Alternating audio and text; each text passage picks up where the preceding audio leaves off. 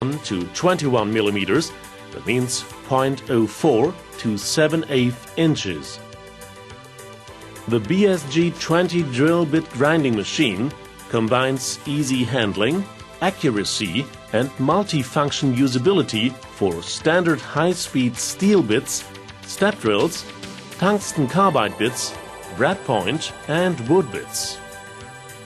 The machine is delivered in two parts. They are connected in the middle by an Allen screw. First, you set the lip angle of the drill on the base plate. For example, 130 degrees for aluminium or 118 degrees for steel. Insert the drill in the prism. Keep the drill projected about 15 millimeters outside the top of prism.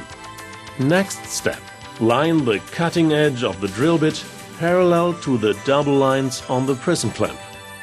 If you set the bit slightly more to the left, you will have a larger clearance angle. Turn it to the right and the relief angle will be smaller. Set the prism on the prism rest and grind the first cutting edge of the drill bit by swiveling the clamp up and down. Turn the front feed towards the grinding wheel until the first side of the bit is completely done. Note the actual scale mark or feed on the knurled nut and feed backwards. Turn the prism for 180 degrees, including the fixed drill inside, and feed forwards by slowly swiveling to the identical scale mark. Left-hand drills were adjusted parallel to the both graduation lines on the side.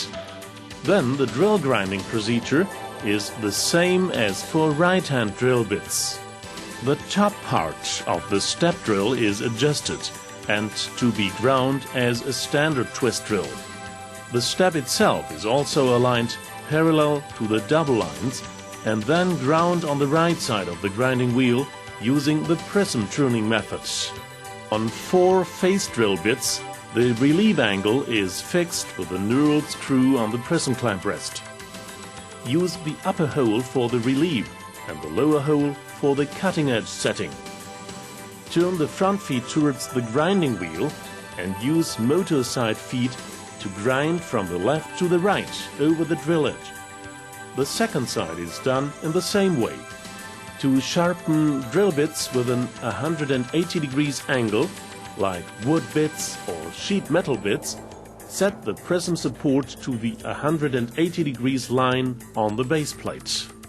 Brad point bits are set in the same way, cutting edge to the double lines and, as shown, ground with grinding wheel dressed 45 degrees on the right side of the wheel.